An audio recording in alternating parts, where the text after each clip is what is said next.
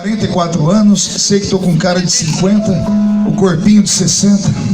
Só Jesus sabe como os dias têm sido difíceis. Mas eu não trago na minha memória, desde a minha infância até os dias de hoje, a lembrança de um culto que Jesus tenha faltado à reunião. Ele nunca faltou em um culto que eu participei. Vou tentar melhorar para ver se todos entendem.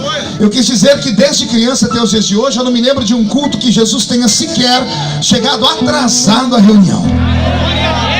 Muitas vezes, por motivo de força maior, somos obrigados a chegar no culto depois que ele começa. Às vezes somos obrigados a ir embora antes do culto terminar. Mas Jesus nunca fez isso. Ele sempre chega quando o primeiro crente chega, e ele só vai embora quando o último crente vai embora. Isso quando ele não encontra aqueles crentes maluquinhos, que eu não sei se tem aqui em Vila Velha, que amam emendar o culto numa vigília. Porque se ele encontrar os vigileiros, ele fica com eles até o sol raiar. Tudo isso porque ele deixou na sua palavra uma promessa. Ele disse: esta é a minha igreja, e as portas do inferno não prevalecerão contra ela. Quem pertence a essa igreja pode dar mais um grito para botar lenha no coração desse pregador aqui.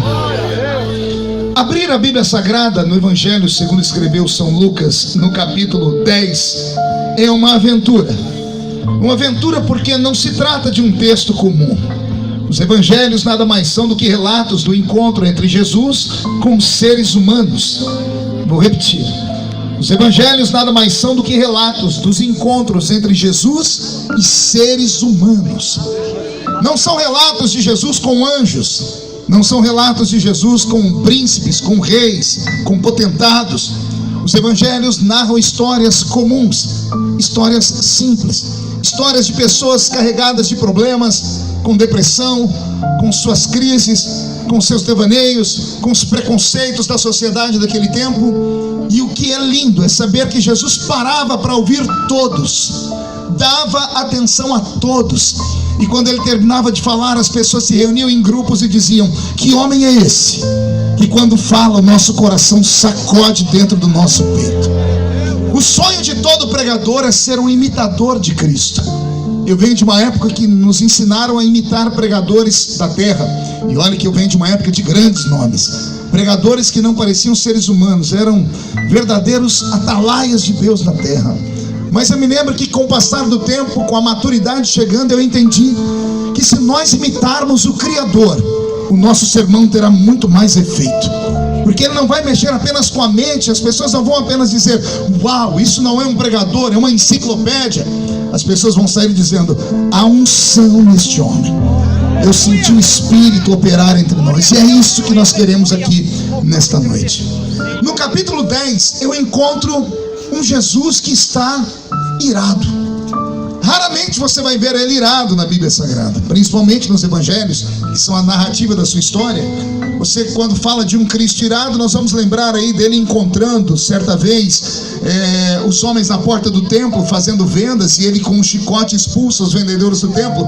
Outra vez, quando ele está lidando com a alta cúpula da religião judaica, ele diz a eles assim: vocês são sepulcros caiados, porque de suas bocas sai algo que não dá nem para se sentir o cheiro.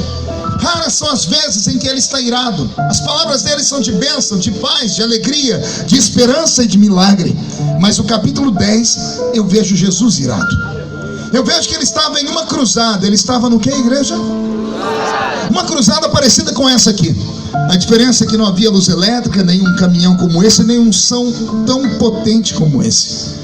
Era ele cercado por 5.000 pessoas, 5.000 homens, fora mulheres e crianças. E isso já há 3 longos anos. Depois do mistério, do milagre que ele operou nas bodas de Caná, quando ele esteve naquele casamento com a mãe dele, quando faltou o vinho, quando ele pede para trazerem 6 talhas de água e ele transforma a água em vinho, o ministério dele toma uma proporção anormal. Sem internet, sem tecnologia, a fama dele percorre toda a terra daquele tempo, e a privacidade sumiu da vida de Jesus. Ele que até então podia andar no meio das pessoas, agora não podia andar mais, porque porque a multidão oprimia.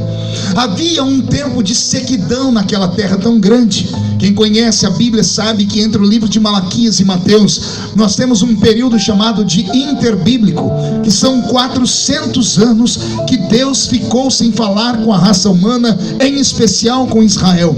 Até o livro de Malaquias nós temos a nuvem de Deus, a Shekinah divina aparecendo. Até o livro de Malaquias nós temos o anjo do Senhor, aquela figura teofânica, ou seja, o próprio Deus caminhando na terra entre os homens em forma de um anjo. Até o livro de Malaquias nós temos profetas vociferando, pregando, fazendo sinais, prodígios e maravilhas. Até o livro de Malaquias nós temos anjos descendo e subindo a terra. Mas no livro de Malaquias houve uma cessante. Deus parece ter olhado para a terra e se arrependido de ter criado o homem de fato. Ele retorna para o céu, senta no seu trono e se cala. E o silêncio de Deus durou 4 séculos. Para uma nação que era acostumada a ouvir Deus a toda hora, ver sinais a todo momento, ficar 400 anos sem ouvir Deus são 10 gerações. 10 gerações sem saber da existência do Deus vivo. Então Israel estava seco, Israel estava com fome, Israel estava com sede, não de pão, não de água, mas da presença dele, da glória dele, da manifestação dele. Eu não sei se você já viveu um período assim na sua vida, em que você, sendo um crente carismático, cheio de Deus, de repente você entra num vale, e o vale parece que não tem fim. E você cai dentro de um buraco e você não consegue chegar mais à luz. E parece que Deus se cala. E o silêncio de Deus começa a torturar o crente. Às vezes eu tenho aqui uma pergunta que chega a ser filosófica.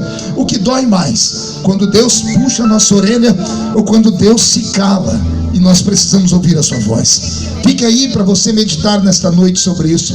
Israel vivia um tempo de silêncio. Então quando o filho de José e Maria aparece na terra, pregando e trazendo esperança,